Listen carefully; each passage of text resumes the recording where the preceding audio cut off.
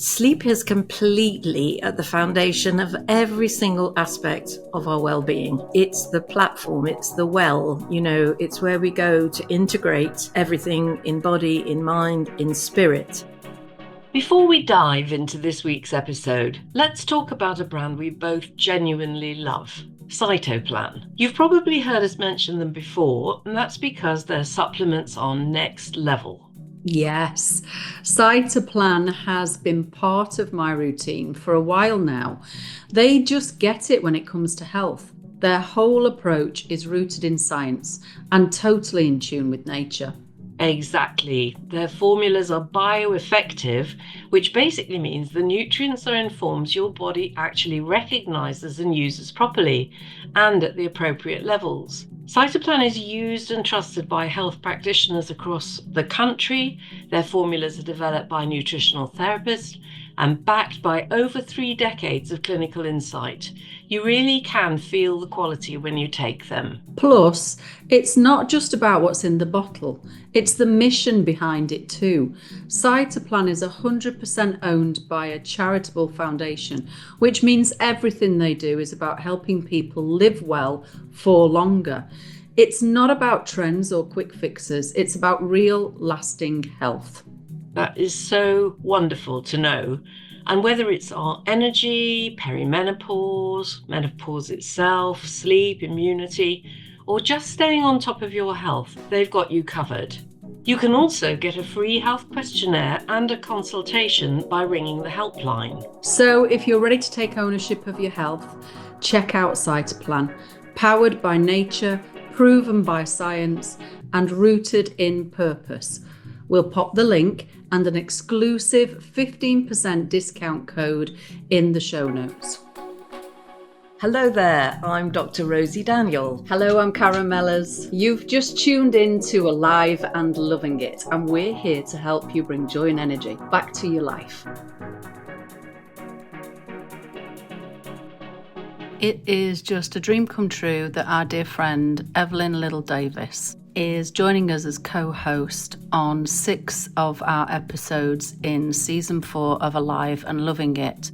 And we couldn't wait to get her on one of the episodes, so we made this next episode the first one of the season.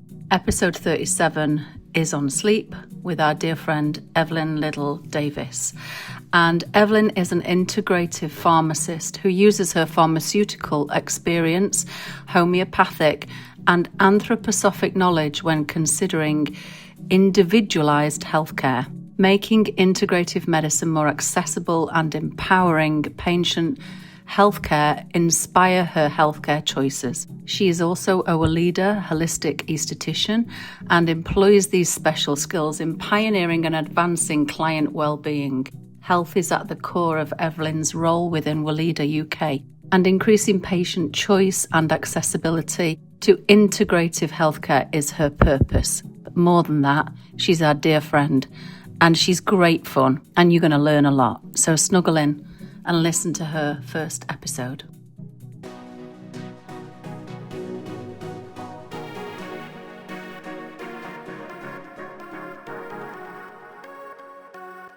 Hello again. You've joined us for the Alive and Loving It podcast. Thank you so much. It means so much to us that you've put us on your streaming audio, you're watching us on YouTube, and you've tuned in again for season 4 of the Alive and Loving It podcast. And this is going to be a brand new focus.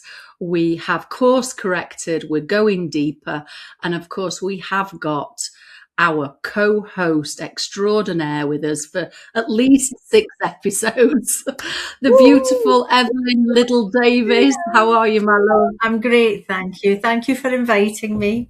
Oh, it's an absolute joy because the 3 of us used to do podcasts together for the Walida Wellbeing Advisor community, the Walida Advocate community.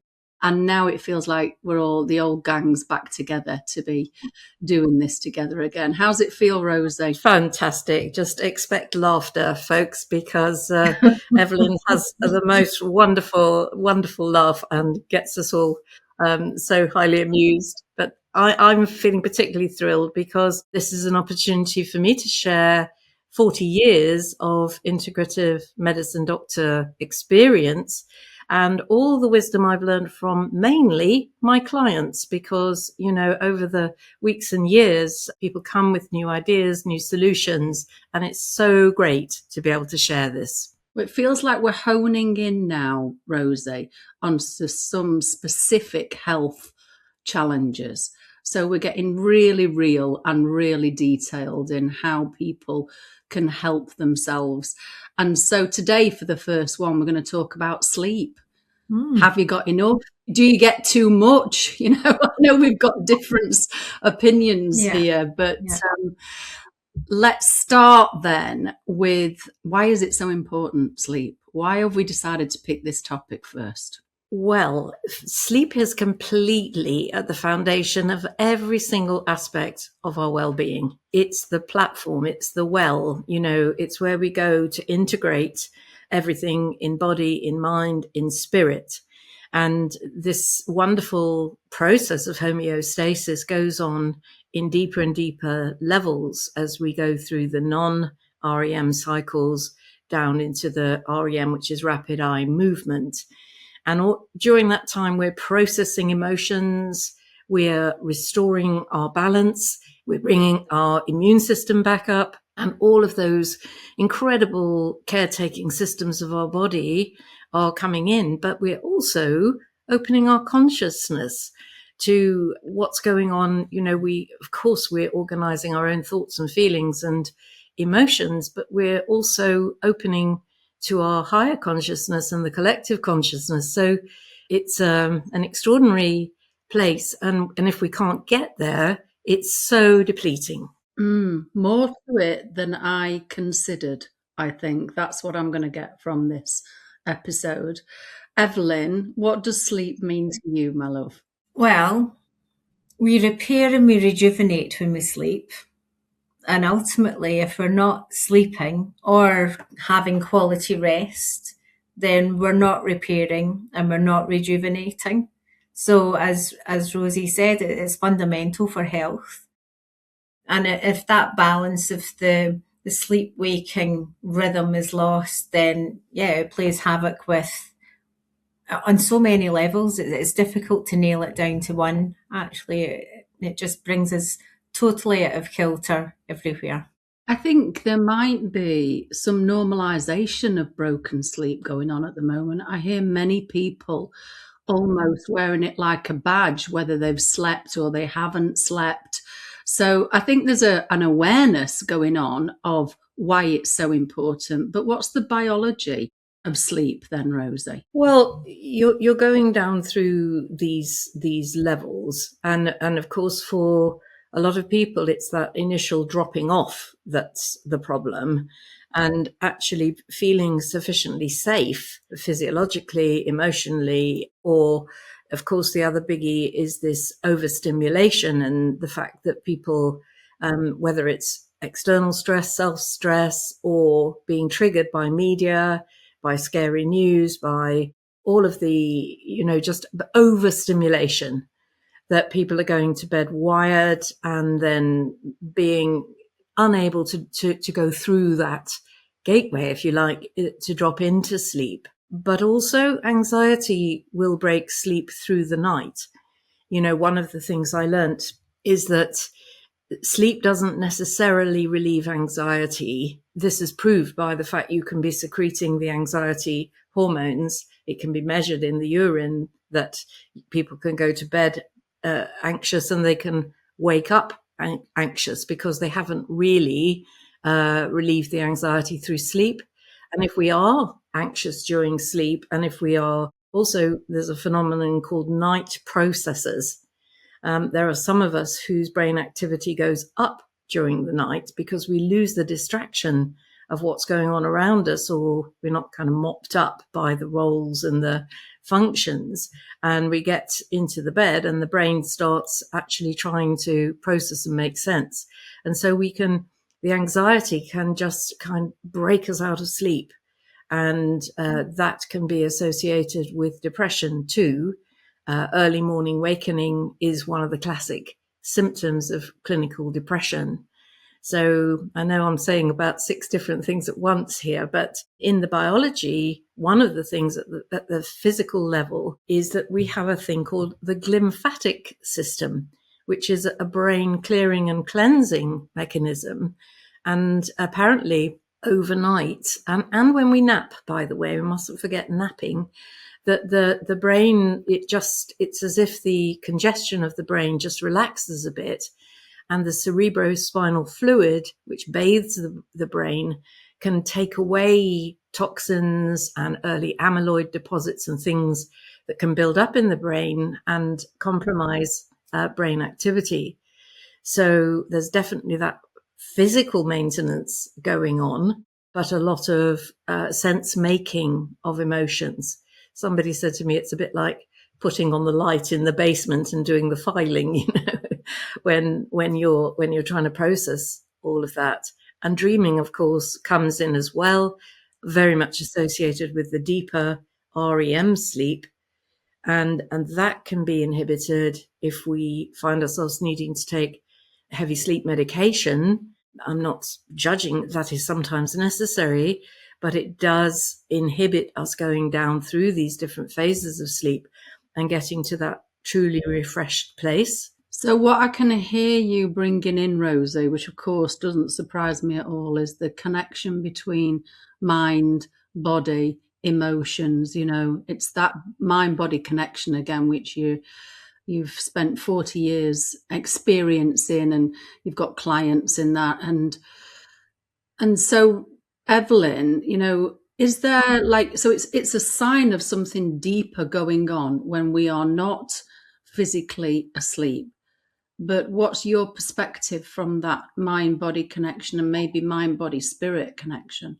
So when we are going to go to sleep, the consciousness leaves us and we're physically still lying in the bed, but our consciousness has gone. So we're not really aware, unless there's something making itself aware, like too cold or it's noisy or maybe there's a storm happening. But normally when we are falling asleep, our consciousness is kind of floating off. And if that's not able to loosen off, then the awareness and the consciousness is still there. And that can be with pain or with surroundings not being comfortable. It can be through how we're metabolizing through the night. I mean, actually our liver is at its peak between the hours of 2 and 4 in the morning. So quite often we can wake up too hot between 2 and 4 in the morning, or with things on your mind between 2 and 4 in the morning. And it's often referred to as liver time. So it's always a bit of a flag for me if there's regular waiting between the hours of 2 and 4 in the morning. It's fascinating, but it's so multifactorial. It's difficult to really get to the root. And everyone, I mean, we're all individuals, aren't we? So what's causing one person to stop sleeping is different to the other. I think we said earlier, so my problem is actually staying awake, not falling asleep. You know, so I can't really talk from a personal point of view too much about sleeping remedies, because it's staying awake that I have a problem with. Well, you know, the thing when we are frightened and anxious, we are full of adrenaline and cortisol. And if anybody's ever had steroid medication, they will know all about the impact of steroids on sleep. You know, when people get that during cancer treatments, or if they've got rheumatic problems or allergies, you feel so wide awake. People stay up all night cleaning the house when they take steroids, because, you know, they are so hyper. And so if we have that tendency to overproduce cortisol, we are in a physiological state where it's very difficult to drift through. And as you were putting it, Evelyn, to let our consciousness drift into that different place. I also love this idea of the rhythm of sleep. And you talked to us a lot, Evelyn, about, in the Anthroposophical view of Rudolf Steiner, Ita Wegman, that this idea of rhythms. Yes. So could you tell us that perspective? Of course. So with anthroposophy at the forefront, it's an integrated way of looking at health and medicine and that approach. And I always talk with my hands. Rosie, you must be so used to me doing this all the time. And yeah, because it's rhythm, isn't it? And with rhythm, you have to have polar opposites and boundaries. And basically, anthroposophy is about a gentle exploration of polar opposites so that you find the way forward, your way forward. You find your equilibrium, you find your balance. And when I'm talking about health, I'm really talking about our ability to self-regulate, because to me, that is a measure of health.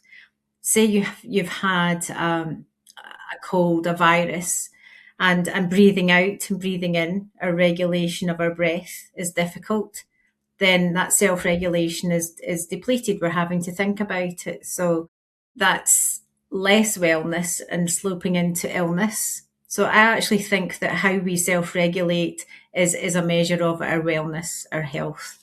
And also with the sleeping aspect, if there's a monotonous day been happening and there's no differentiation there's no boundary, if you like, between daytime and nighttime, then it's very difficult to prepare to sleep because you've not really been awake.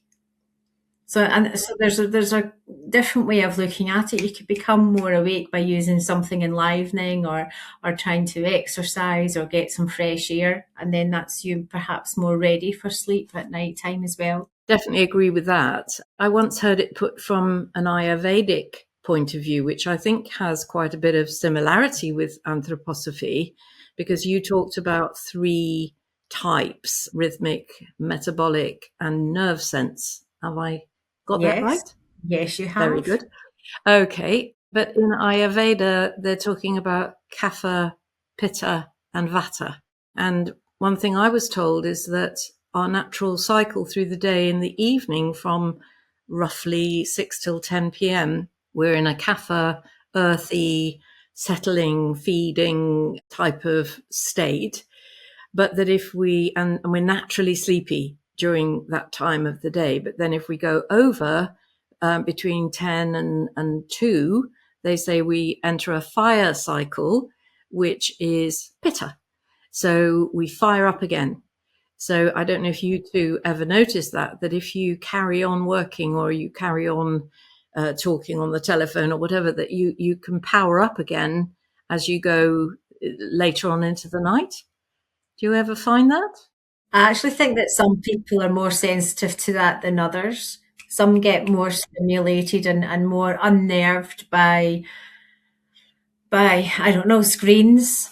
Like some can stop looking at a screen at a certain length of time before bed, whereas others take a little bit longer because they find it more stimulating. So yeah, I think it very much it's individual, isn't it? Well, the pitta thing fits with your liver fire. So that idea that you're hot and fiery, and I know, Karen, we're going to be talking about menopause in our next episode, but this fire, when the fire is out of control, this is very disturbing for sleep. And in the acupuncture framework, we have a concept of the triple heater, and this idea that our heat and our thermostat is regulated. The Chinese perceive this, which is absolutely fascinating. So I think that thing of the thermostat acupuncture can be a very good way to address this. So what I'm hearing is that sleep is a very individual thing, but we all need it. And it is a way of us gauging whether we are self-regulating. And everybody needs a different environment or can be impacted by different things: physical, emotional, maybe spiritual if they're not feeling safe. But the ultimate is to get into some sort of rhythm. So this feels very different to, I'm having difficulty sleeping at night, let me take a pill at that point. It feels like there's some sort of pattern that we can be in, maybe right from the beginning of the day, Rosie, where we have certain things that we do through the day that is going to bring this rhythm back to us. But finding your own rhythm, I mean, that's quite a journey, isn't it?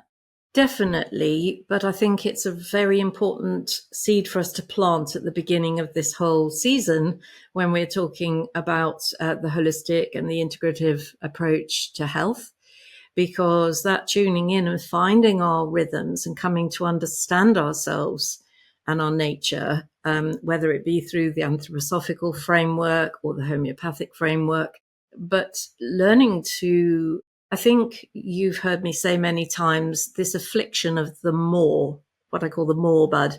You know, we've all been hypnotized in our generation into, you got to have more of everything. You've got to have more money. You've got to have more fun. You've got to have more holidays. You've got to have more clothes, more perfume, more food, more. And this puts us into a constant state of striving and adrenaline and cortisol. And I'm sure people listening will, you know, recognize this fact that we can be making lists of our lists at 10 o'clock at night with no concept of rest. And in fact, let's put rest on the table as well as napping, because do we rest? Do you two take time in your day when you say, this is a break time and I am going to have a rest? I mean, I've been really guilty of that myself, because I do have a phenomenal ability to concentrate, and I can just go on and on and on the whole day without stopping and taking a rest. This rhythm then, Evelyn, are we talking about being in a rhythm during the day? And what you're suggesting, Rosie, is resting and activity during the day, not just when we come to sleep at night. So I think some people are very good at powering through, having great stamina, seeing things through to the end, whereas others benefit more from having a regular break. You know, putting in boundaries, making sure that they stop for lunch, making sure that they switch off the computer at a certain time of night. And some people take that to bed with them. You know, their head is still busy because they didn't power down or switch down or close down early enough. So again, we're all individual, but yes, I think regularity and rhythm supports everyone. There's nothing better than everyone sitting around the table and having dinner together, is there? Exactly. But you know, how many people eat at their desk, eat while they're still doing emails? I have a client at the moment who said that she takes her lunch in a lay-by, driving between clients. So there's no concept of that this is a time when I'm off duty, when I get to just stop without any agenda, that I just stop and be like an old Italian gentleman sitting in the square in the sunset, you know, just actually observing life going by. So I think that we obviously need good sleep, but let's just make an absolute intention to create rest, moments of rest. And I've heard people talking about taking exercise snacks during the day in offices, this idea that people are being given breaks to take an exercise moment, you know, when they walk around the block, or if there's a gym, go and do 20 minutes in the gym or whatever, so that the full activity of the mind and the nervous system is interrupted, so that rebalancing can occur. But napping has also been found to be good for us. There's now evidence that if we have a 20-minute nap, no longer, because the idea is not that we're going down into REM sleep, but just that we get that process, that moment to rest the brain and allow better perfusion of the brain with blood and oxygen and goodies. And we're giving all of the neurons a chance to reboot and remake the neurotransmitters. And this has been linked to lowering the incidence of Alzheimer's. So this isn't just a nice thing to do. It's a seriously good thing to do. It sounds to me it's like when a computer starts going slow, And the term that I learned when I first started my career in IT was that the computer goes into thrashing mode, where there's no productivity. It's got so many instructions, it just goes from one to another. So what we're saying is that we need to bring in something in our day that can switch us off and on. Yeah. And you asked a question a while back, Rosie, who does that? Who does that during the day? I do. 3 o'clock in the afternoon, I do, Evelyn. And it's new for me because I got poorly at the start of the year, and chronic fatigue syndrome and all sorts. My body was tightening up because I was so tense, and down to moving house and moving country and all of that stress. But I wasn't sleeping properly at night. So 3 o'clock in the afternoon, I have my little altar. I switch my fairy lights on. I do my stretching, which I have to do for the scoliosis, but now I do it to meditation music. Because I can do my stretches and still be fully switched on with the mind, what my next task is, solving problems. And what I needed was to have the mind close down and doing something for the body. It's like coming into the body rather than being, I guess, in fight or flight, in the mind still. So that has helped my sleep, definitely. And it's helped the inflammation go down, and it's helped the pain go away. It's taken a good nearly 4 months to do it, because I think consistency is important, isn't it? It's not something that you can do on day one and everything's resolved.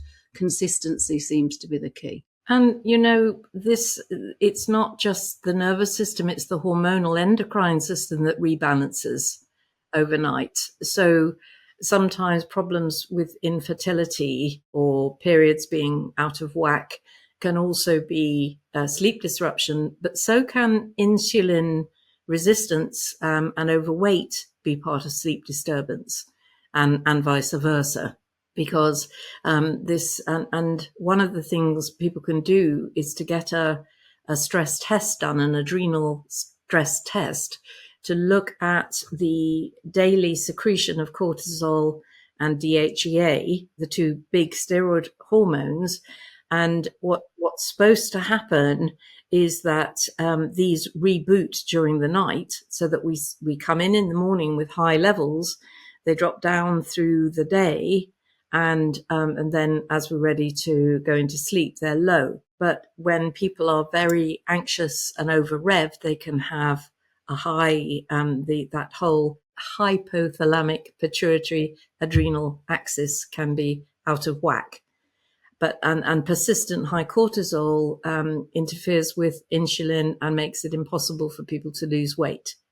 So sometimes the overweight we're seeing is that people being stuck in fear and anxiety. And then we ask the question, okay, so life can be pretty scary, but how much do we scare ourselves? How much are we perpetual risk takers, always putting ourselves into danger? I've been one of those. I put my hand up to the fact that I've, often taken myself into situations way out of my depth, never owned it, but as a result spent years in anxiety, and so I don't know if that resonates with you too, that sort of whole risk-taking side of things. Well, I don't think it's risk-taking with me. It's been people-pleasing and trying to keep harmony with everybody. And that is what has kept me in fight or flight. And what I just picked up on, Rosie, was that you were saying your cortisol and DHEA, did you say, is high in the morning. So if you're using up a lot of that through stress and anxiety, it dips and then we sleep. Well, that makes perfect sense to me, because mine will dip at lunchtime. And that's when I go and have one of these little nana naps, as I like to term them. So a nana nap for me is amazing. This switching off and coming back down into the body so that I can do the afternoon.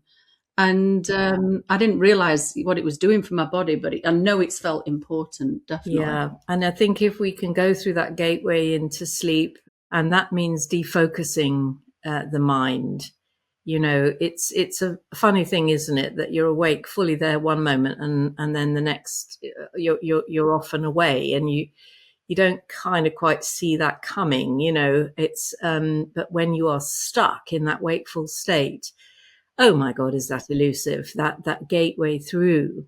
But let's look at all the disruptors, because I think we can help people through this episode to really get some fantastically healthy habits going that put us into the right place for sleep, for making ourselves have the right conditions. Because we've talked about fear, the biggie, and overactivity of our mind, stress and self-stressing, being upset, emotionally upset, and not expressing those feelings. And Karen, you are very much into that emotional resilience and trauma healing.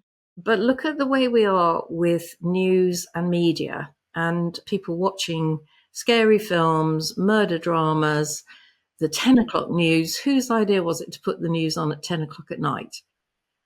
You know, just when we're supposed to be easing off, showing horrendous things. And we haven't evolved to take on the distress of the whole world.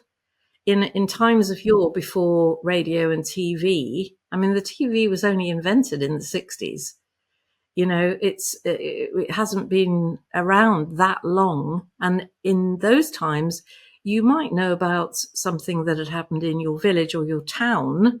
You might possibly hear of something that had happened in London, but you wouldn't be hearing about things going on in the Strait of Hormuz, for example, or, you know, Australia or Japan. And so we are completely flooded with terrifying, distressing images of abuse. And I mean, this is a biggie for me. You know, I heard a psychiatrist friend talking about the fact that by the time a child is 11, they have seen on telly 20,000 violent deaths, or in gaming. By 18, it's like 50,000 violent deaths. So if we are programming kids in this way, you know, to normalize this, watching this level of violence, is it any wonder that we can't settle?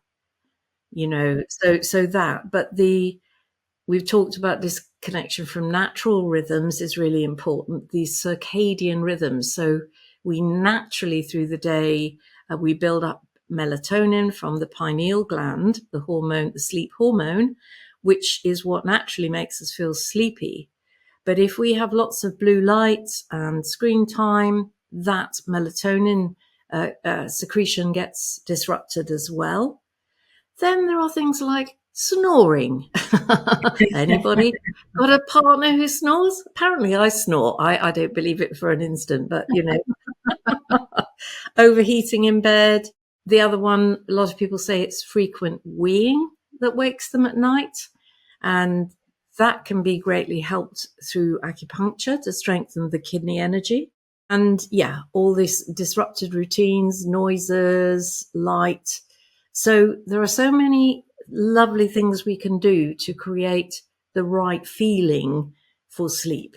So how do you like to prepare for sleep, ladies? Do you have sleep routines? Well, as I said, I don't normally have much of a problem. Staying awake is my problem, but I do like to have a bath. So I think having the ritual of a bath, not too hot, because then, you know, because I'm a lady of a certain age, so I don't want to get too hot in the bath. But you know, using lavender, isn't it just so relaxing? It really connects with me. So I struggle to stay awake in the bath when I actually use lavender bath milk. And yeah, that really resonates with me. But I think it's the ritual of a bath. And if you don't have a bath, I love recommending foot baths. You made this gesture earlier about really coming into your body. And if you have a foot bath, all the noise in your head just seems to travel all the way down and land into the water. It's such a lovely way of getting the noise out of your head and you know, like down to your feet and into the water and be gone with you.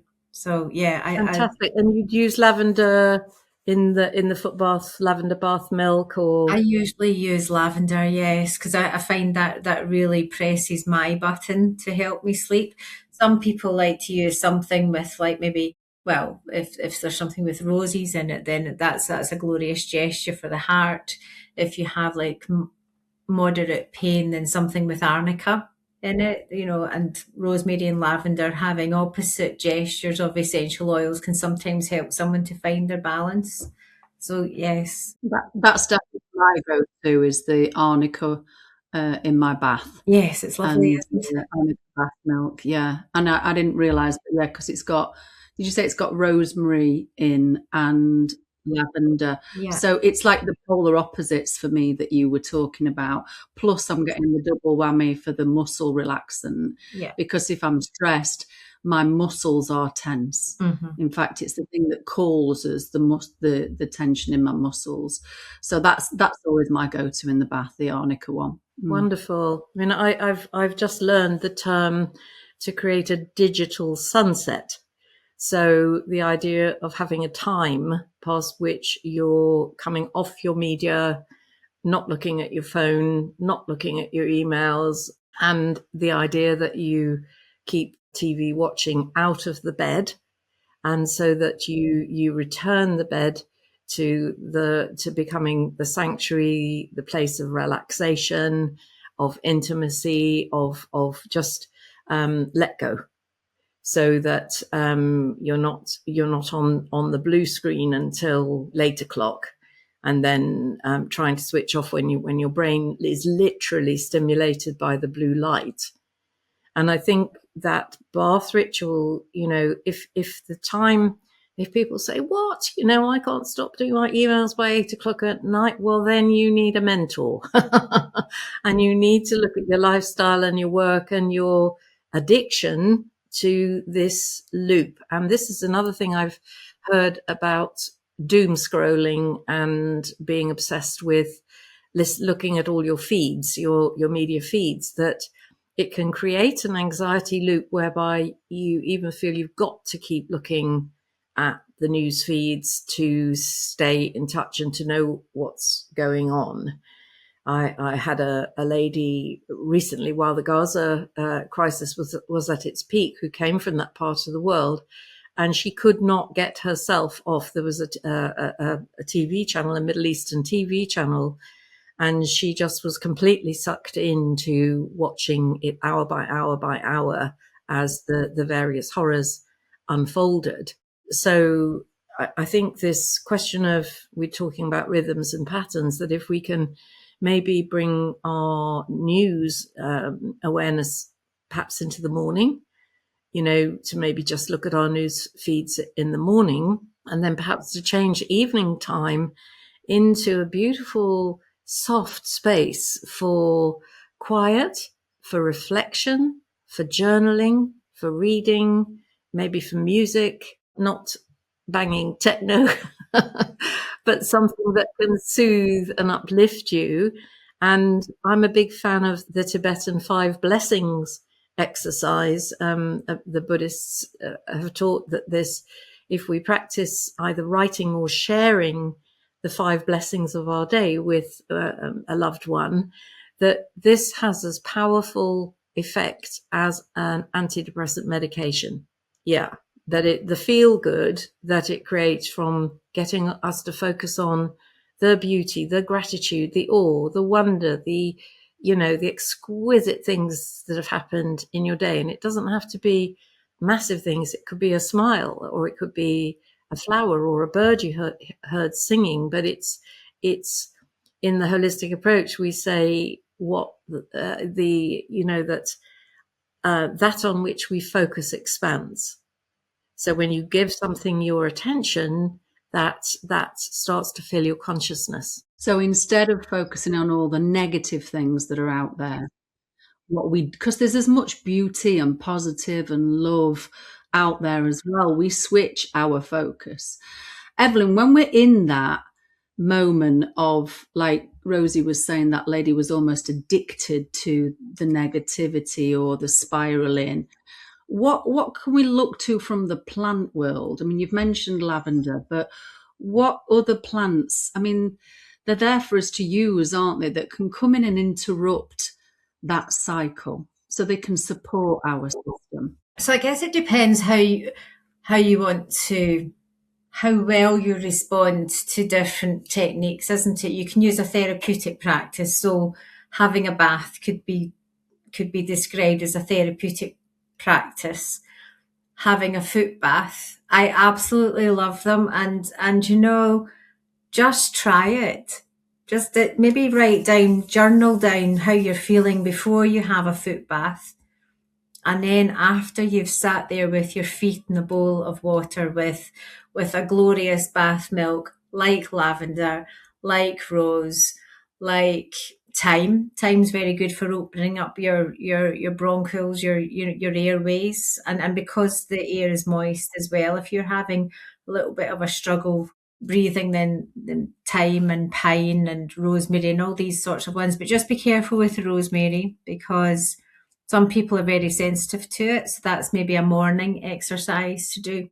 And then you've got this differentiation of being awake in the morning and you know, helping to sleep at night. But there are lots of, I mean, there's a traditional use of using oats within solution, you know, like plant tinctures with oats in it, which it's got a huge tradition for helping with your nervous system, doesn't it? And mixed with something like passiflora and or hops, valerian, then that's a really gentle mixture of plant tinctures. It's the power of the plants that can bring down this hyper picture just to make it more balanced and even. Is that Avena? It used to be called that. Yeah, yes. Avena sativa is a Latin name for oats. Yes.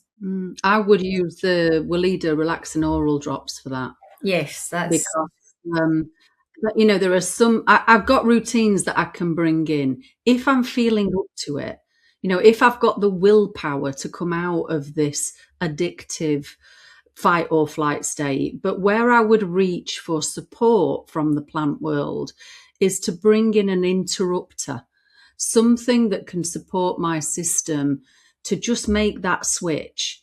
You know, like you're saying, differentiate between awake and moving into sleeping time. So oats do impact me, Avena sativa, and the Weleda relaxing oral drops is what I would use. I think they're amazing to do that. Yeah. And I would recommend if people are doing that lovely wind down, chamomile tea, because chamomile is relaxing, isn't it?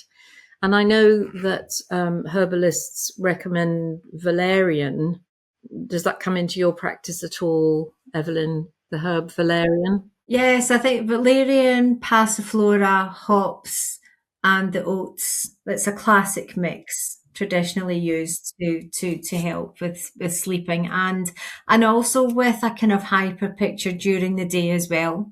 It's not just it's not like a sleeping draft, if you like. It's more like a kind of bringing you down to normalized, you know, balancing. And there's some potentized coffee as well that if you were to think about having 4 or 5 espresso coffees just before going to bed, then the homeopathic, I know, nightmare, but the homeopathic principle is taking a diluted form of something that you're wanting to trigger a response in your system that works against that. So instead of becoming hyper and alert, it actually works countering that and brings down and normalizes and balances. So there are so many things we can use other than resorting to sleeping medication before, you know, I mean, sleeping medication is okay for short-term use if we're really distressed or sometimes to break a cycle. But, you know, the other thing is touch. And, you know, the first way that every single one of us, hopefully, received that soothing was through touch. And I think if we have, I mean, I tell people, put your arms around yourself. If you don't have a partner, self-talk whether you call it self-talk or self-hypnosis, but to put your arms around yourself and say, you are so great. I love you. Well done. This has been the most brilliant day. And just to give yourself, obviously, if you have a partner, you can do it with your partner, just to actually give each other praise and acknowledgement and recognize what's been done and achieved in the day, and to go into that place of tenderness and security and holding. This is what we need. But if then the snoring arrives, which does happen in my house from time to time, I think rhinodoron, the Weleda rhinodoron. So doron means gift, rhino nose. So this marvelous drops, gift or spray, is a gift for the nose, which actually calm down swelling in the nose and the throat. It's, I think, got aloe vera and saline in it. The aloe vera is very moisturising, so it can help with inflammation as well.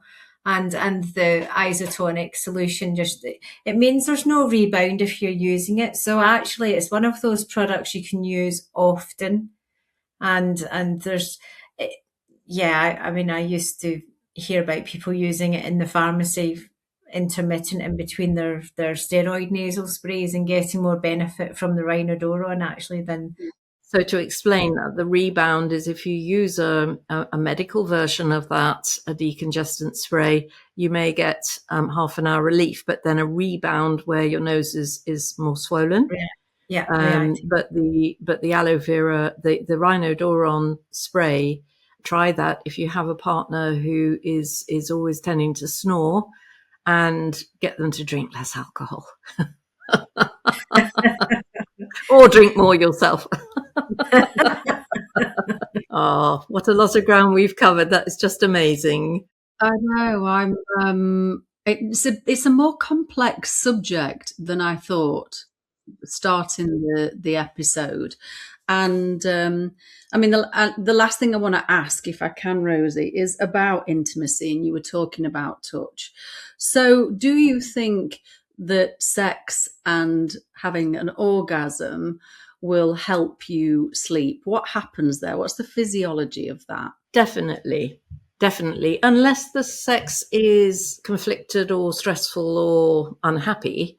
But if it's caring and loving and connecting, and if there is physical release, then what happens is we produce prolactin, and that there's a big shift from sympathetic nervous system activity to parasympathetic nervous system.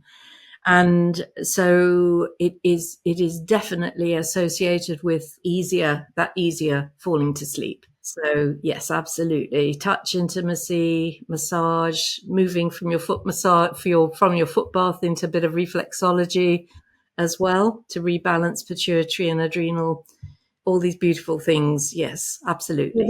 There's a whole host of body treatments that I have as part of my maintenance, and the beautiful Weleda facial does it for me every single time.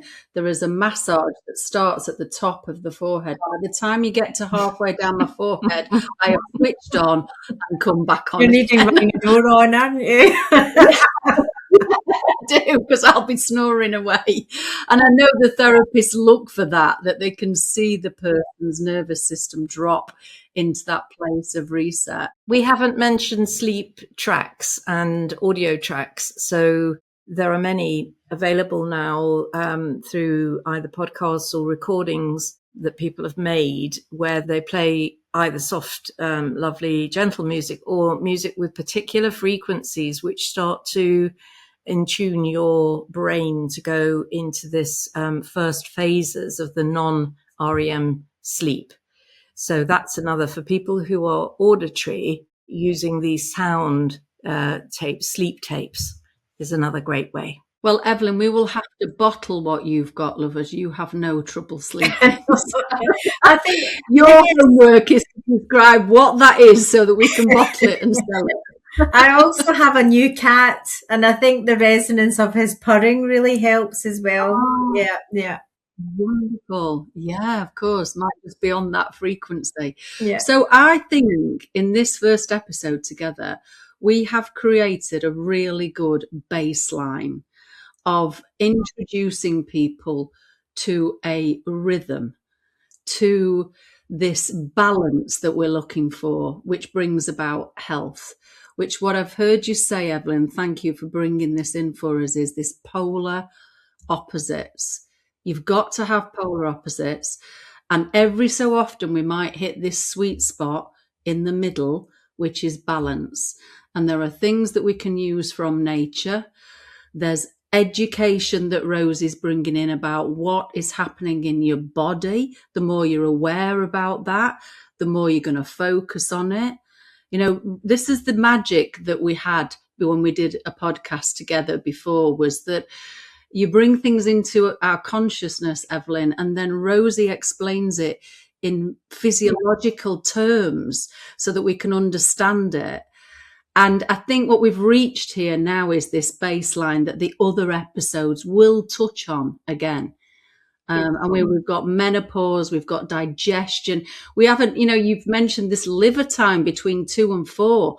Well, wait till the digestion episode, because we're going to go into that even more.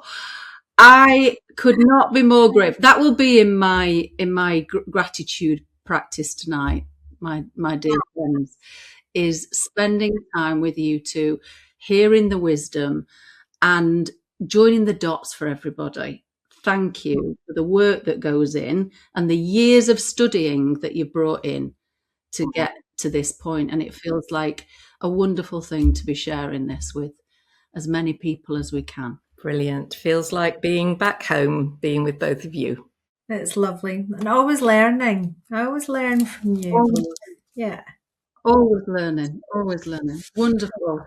So carry on the journey with us, because we've got the whole of season 4, 13 episodes that will launch from this baseline of rhythm and balance for health.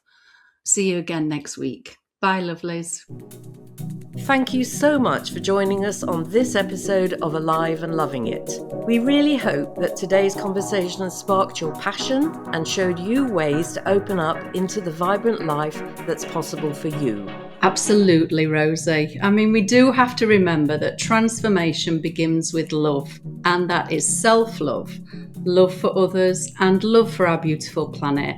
When you embrace love and you just allow yourself to receive as much as you give, you unlock the fullest potential of your life. That is the truth, Karen. And we're here to support you every step of the way on your journey. So if you enjoyed what you heard today, please join our community and check out our trainings and our services, such as my Dr. Rosy Daniel clinic and Karen's beautiful women's circles and retreats, and the events where we can all go deeper together. And do please send us your feedback. We want to hear your ideas for the podcast, who you'd like us to interview, and the questions you want us to ask and get answered. Through the contact page on our website, just go to aliveandlovingit.org. I've really enjoyed reading them. But when you're there, be sure to sign up for our newsletter and updates. And what about following us on Instagram as well? We are at Alive and Loving It Community. Once you've signed up to the newsletter, you'll receive extra notes from today's show and more inspiration to help you live your most vibrant life. Thank you for being with us. Keep shining, stay true to yourself, and remember, this is your time to live your fullest, healthiest life. So until next time, keep doing what you love most in life. I know Rosie and I will be. We're so excited to connect with you on the next episode of Alive and Loving It. And we welcome you with open hearts to our Alive and Loving It community.